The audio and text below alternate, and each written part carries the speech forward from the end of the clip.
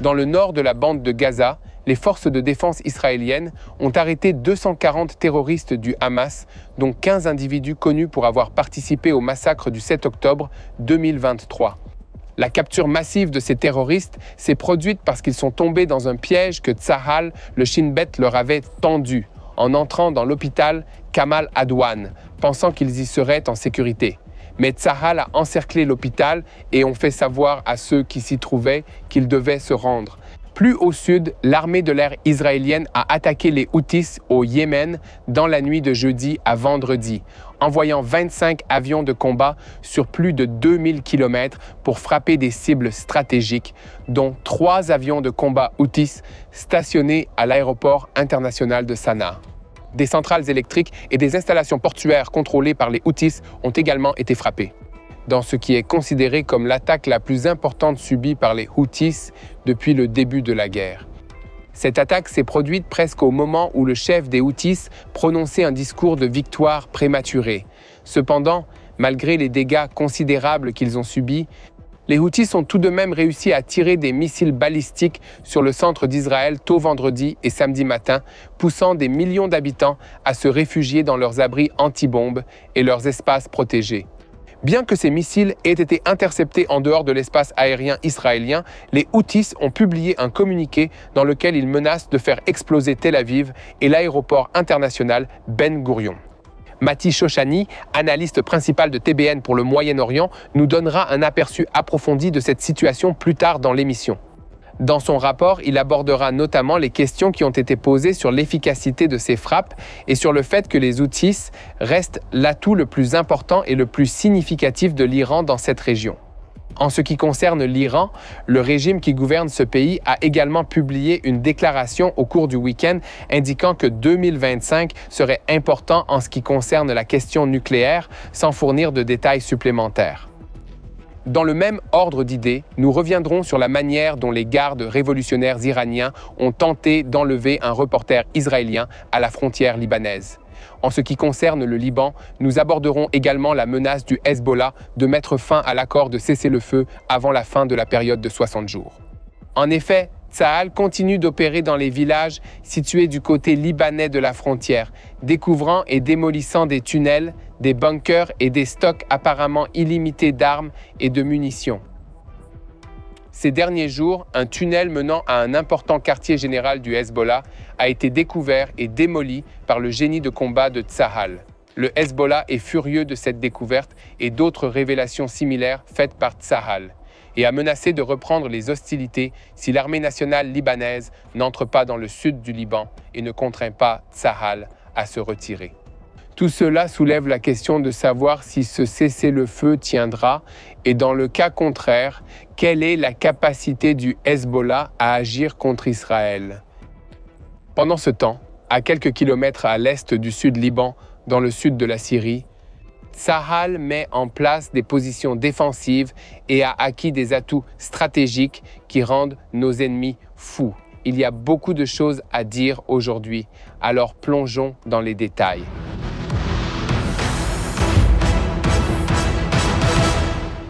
Je m'appelle Yair Pinto et voici votre rapport Boots on the Ground sur ce qui se passe en Israël au 49e jour de la guerre contre le Hamas, le Hezbollah, les Houthis, au Yémen et toutes les milices chiites en Syrie et en Irak.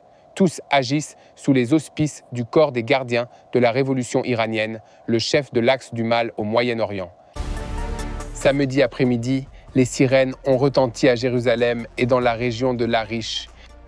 Après que 2 roquettes ont été tirées vers le territoire israélien depuis le nord de la bande de Gaza, c'est la première fois depuis près d'1 an que les sirènes se déclenchent dans la région de Jérusalem en raison de tirs de roquettes en provenance de Gaza.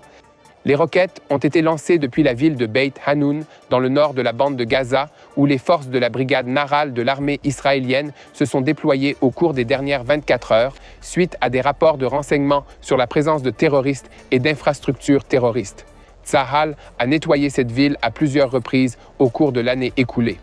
Selon le communiqué de Tsahal, avant l'entrée des forces, les avions de chasse de l'armée de l'air israélienne, en coopération avec les tirs d'artillerie, ont attaqué de multiples cibles terroristes dans la région, y compris des concentrations terroristes et des infrastructures terroristes supplémentaires de l'organisation terroriste du Hamas. Dans le même temps, Tsahal a annoncé qu'une opération conjointe de Tsahal et le Shin Bet au quartier général du Hamas à l'hôpital Kamal Adwan dans le camp de réfugiés de Jabalia s'est achevée avec l'arrestation de plus de 240 terroristes dans cette zone. L'activité ciblée contre des cibles terroristes dans la zone de l'hôpital était basée sur des renseignements indiquant que le complexe était redevenu un bastion terroriste du Hamas et un refuge pour les terroristes, malgré les appels répétés à ne pas utiliser les installations médicales pour des activités militaires. Au début de l'opération, les troupes de la 401e brigade blindée ont encerclé l'hôpital, arrêté les terroristes qui se cachèrent dans la zone et ont également arrêté 15 personnes connues pour avoir participé au massacre du 7 octobre contre Israël. Certains détenus ont essayé de se faire passer pour des patients ou du personnel médical, tandis que d'autres ont tenté de s'enfuir dans des ambulances. Lors des interrogatoires préliminaires sur le terrain, de nombreux terroristes sortis de l'hôpital ont admis avoir participé à des activités terroristes dans la région. Dans le même ordre d'idées, au cours du week-end, un tunnel du Hamas de 2 km a été détruit à la suite d'un important travail de déblaiement et d'enquête effectué par les sapeurs de combat attachés à la 401e brigade blindée. Sa longueur était d'environ 2 km et il était utilisé par les terroristes du Hamas pour des séjours prolongés. Ici, au TBN Israël, nous continuerons à vous tenir au courant de tous les développements dans la bande de Gaza. Avant de poursuivre, j'aimerais vous inviter une fois de plus à cliquer sur le bouton d'abonnement. Cela nous aide vraiment à atteindre plus de gens avec la vérité et, selon nos données analytiques, environ 60% de nos téléspectateurs réguliers ne sont pas encore abonnés à cette chaîne. Passons maintenant à un autre grand sujet de la semaine écoulée, à savoir l'intensification des attaques de missiles balistiques contre Israël par les Houthis, soutenus par l'Iran au Yémen. En représailles à ces attaques, l'armée de l'air israélienne a mené jeudi dernier l'opération Slilei Hakerem, ou Sound of Vineyard en anglais. Il s'agit de l'attaque la plus importante menée contre les Houthis jusqu'à présent dans le cadre de cette guerre. 25 avions d'attaque, des avions d'attaque électroniques et des avions de ravitaillement ont participé à l'opération. La décision de mener l'opération en plein jour a été prise pour maximiser les frappes sur les agents et les infrastructures des Houthis. Mais ils ont également adopté un profil relativement bas afin de préserver l'élément de surprise. Selon le portail d'information saoudien Al Arabiya, les cibles frappées à l'aéroport comprenaient au moins 3 avions de chasse qui ont été détruits. Les autres cibles de la frappe sur l'aéroport comprenaient la tour de contrôle qui a été mise hors service, ainsi que des avions civils utilisés par le gouvernement houthi. En outre, les infrastructures des ports de Rudaïda et ses Salif et de Ras Kantib sur la côte ouest du Yémen. Ces infrastructures servaient, entre autres, à transférer des armes iraniennes dans la région et à y faire entrer des responsables iraniens. Selon un communiqué de Tsahal, ce groupe constitue une branche importante de l'axe iranien dans son ensemble et est responsable de l'atteinte à l'ordre régional et de la perturbation de la liberté de navigation dans le monde. Les Houthis opèrent comme une entité terroriste indépendante qui dépend de la coopération et du financement iranien dans le but de nuire à l'État d'Israël et à ses citoyens. Tsahal n'hésitera pas, agira de manière décisive et frappera toute personne constituant une menace pour les civils israéliens, quelle que soit la distance nécessaire. En ce qui concerne les déclarations de hauts responsables, la frappe israélienne a coïncidé avec le discours du chef de l'organisation terroriste Houthi, Abdul Malik Badr al-Din al-Houthi. Il se cache depuis de nombreuses années et ses discours réguliers du jeudi, dans lesquels il se vante fréquemment de nuire à Israël, sont obligatoires pour toutes les chaînes de télévision qui opèrent sur le territoire contrôlé par les Houthis.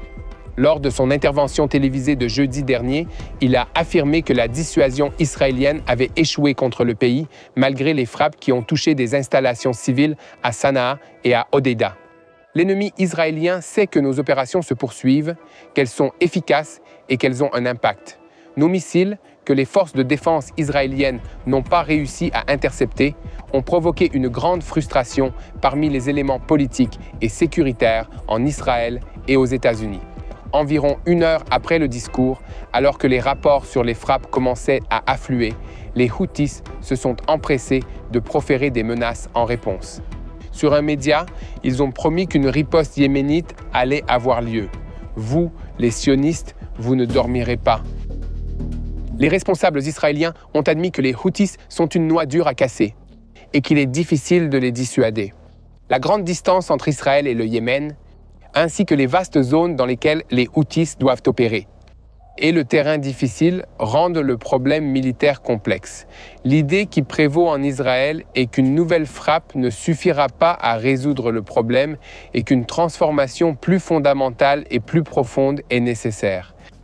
Cependant, un consensus émerge également à Jérusalem sur le fait qu'il ne sera pas possible de traiter ce problème de manière décisive avant l'entrée en fonction de la nouvelle administration Trump le 20 janvier.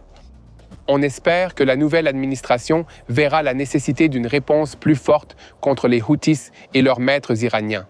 Tout cela a alimenté un débat en Israël sur la meilleure façon de réagir. De nombreuses voix affirmant que le moyen le plus rapide et le plus efficace de mettre fin aux attaques des Houthis au Yémen serait de porter un coup décisif à leur commanditaire iranien en Iran.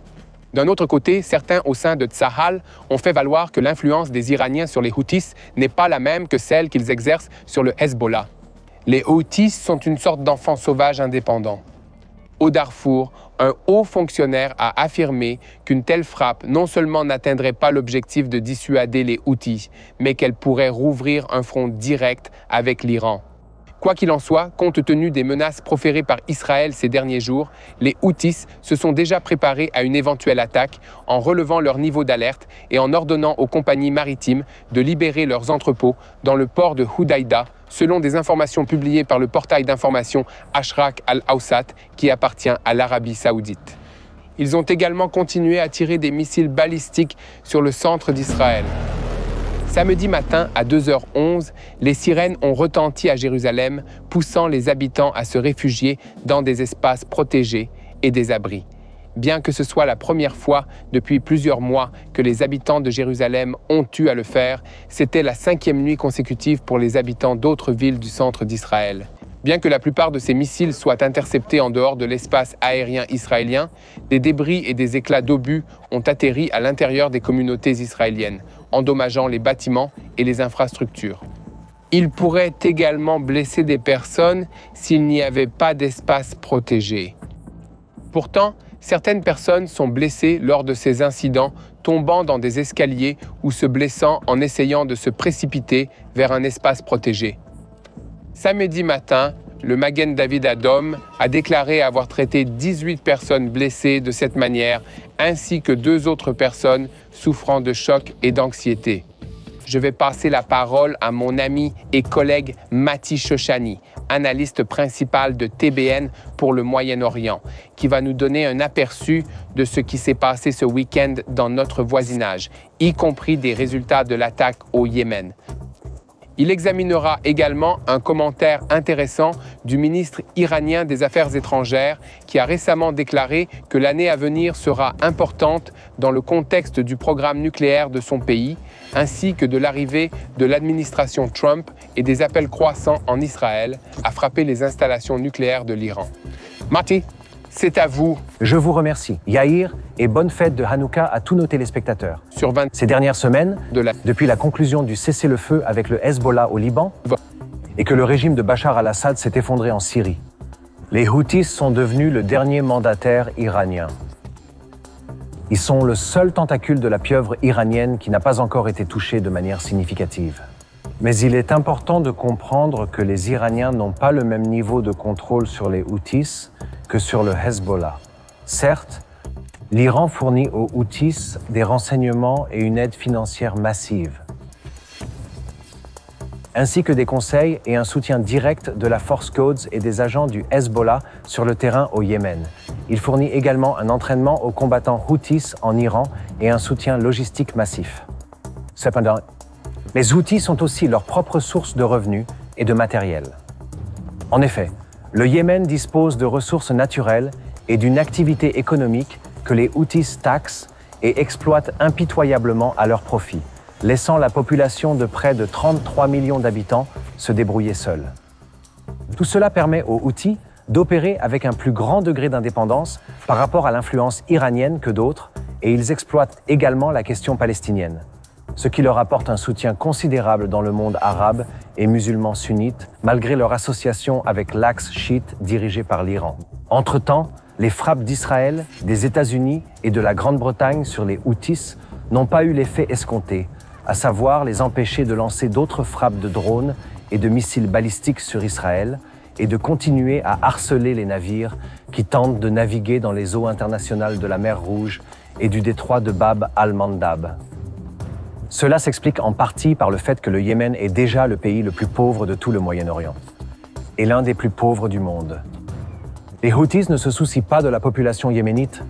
Il est donc difficile de les persuader de mettre fin à leurs activités malveillantes et à leur terrorisme en faisant pression sur l'économie yéménite. Une alternative que les Saoudiens et les Émiratis ont déjà utilisée par le passé est d'essayer de soudoyer les Houthis qu'ils renoncent à leurs attaques.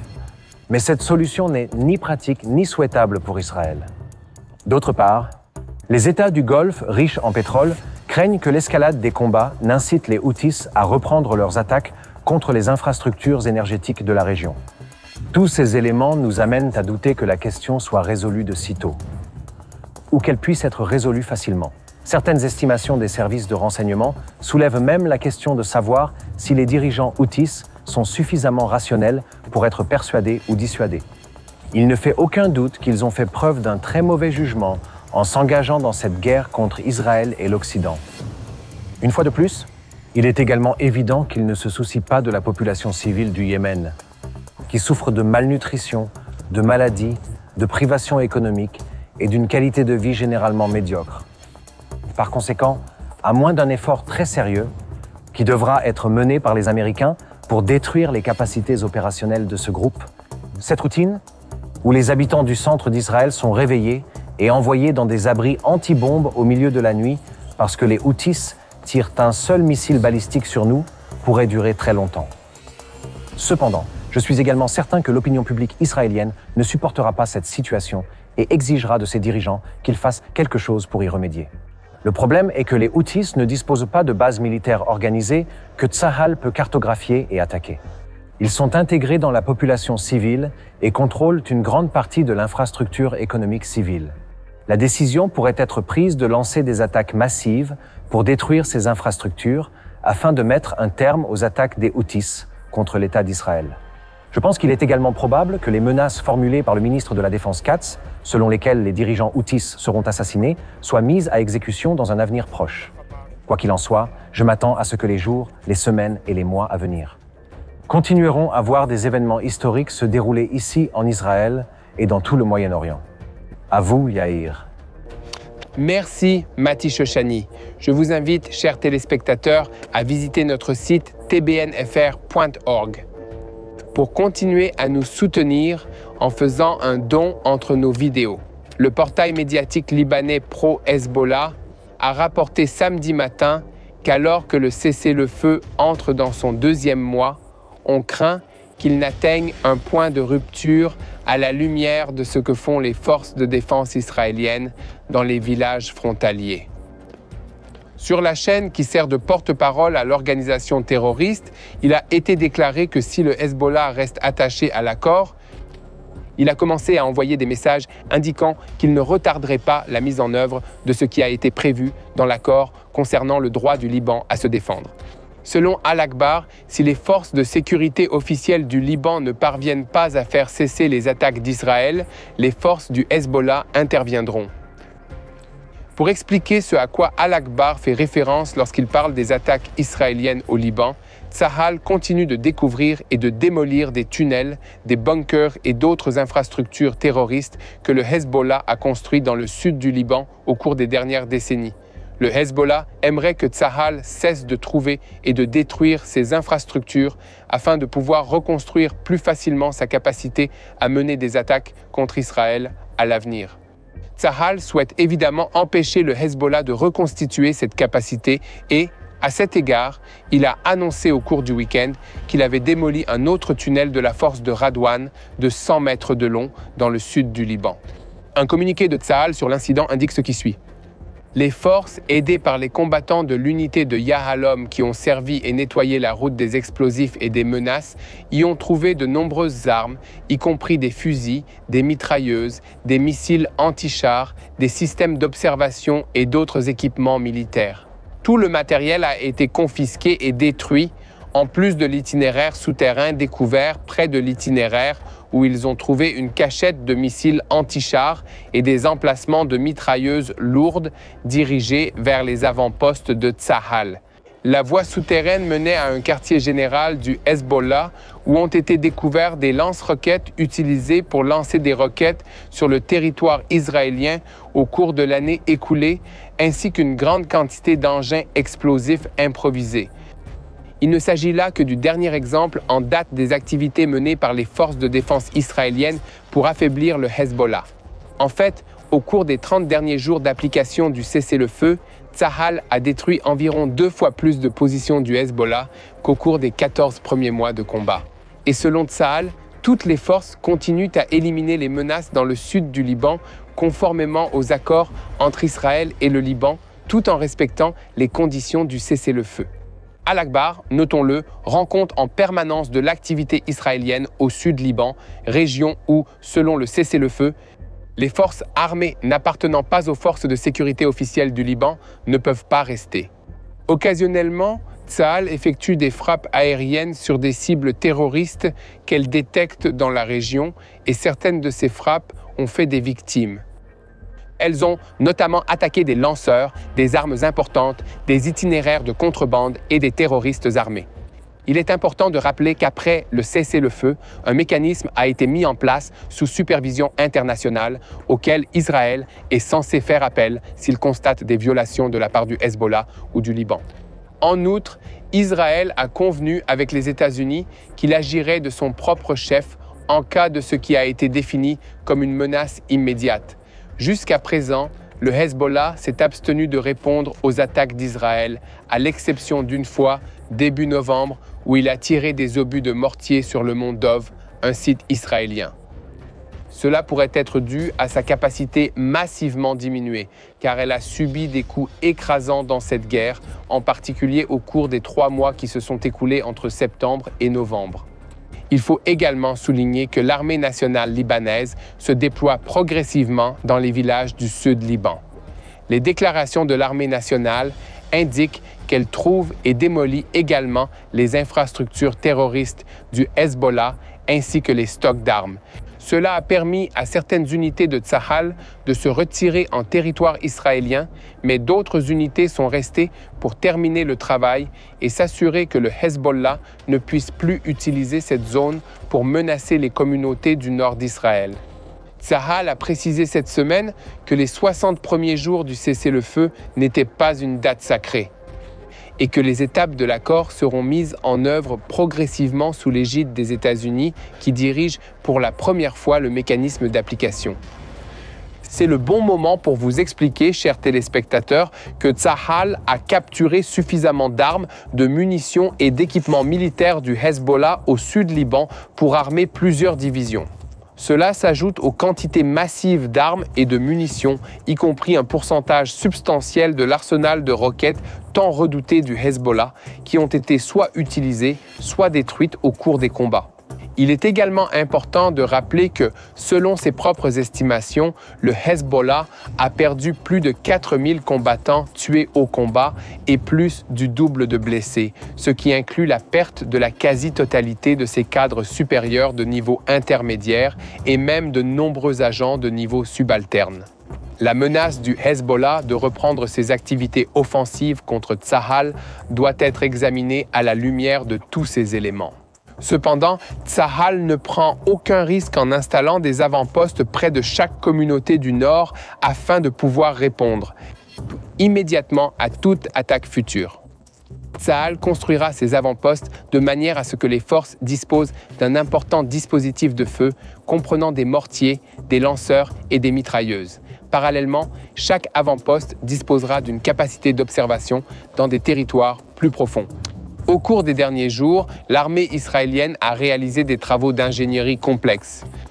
Pour reconstruire un avant-poste devant le kibbutz Misgav-Am, ces travaux ont commencé par le déminage d'anciens champs de mines et le nettoyage de la zone sur laquelle l'avant-poste sera construit.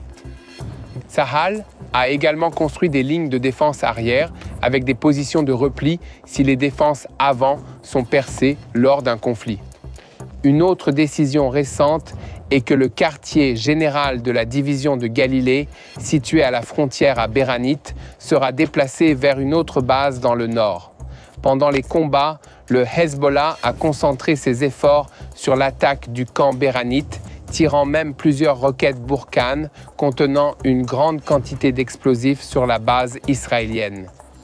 Avant de poursuivre, je voudrais vous demander de nous aider une fois de plus à diffuser la vérité sur ce qui se passe ici en Israël, en partageant nos vidéos sur YouTube, en nous suivant sur les réseaux sociaux et en vous abonnant à cette chaîne YouTube si ce n'est pas déjà fait. C'est ainsi que vous pouvez vraiment nous aider à faire connaître la vérité au monde entier. Je voudrais conclure le rapport d'aujourd'hui en rendant un dernier hommage à un héros mort pour la défense d'Israël. L'unité du porte-parole de Tsahal a annoncé jeudi que le capitaine Hod Sherebman, 27 ans de Tzofit, commandant de peloton dans l'unité multidimensionnelle 888, est tombé lors de la bataille dans le nord de Gaza. Alors, s'il vous plaît, continuez à prier pour les soldats de Tsahal, où qu'ils soient, dans les airs, en mer ou sur terre. Priez pour le retour rapide de nos otages à Gaza, qui sont aux mains des terribles terroristes du Hamas. Merci Mati Shoshani pour votre analyse. Et les amis, continuez à prier pour la paix en Israël. Et surtout, n'oubliez pas de prier pour la paix à Jérusalem et ensemble, nous gagnerons cette guerre.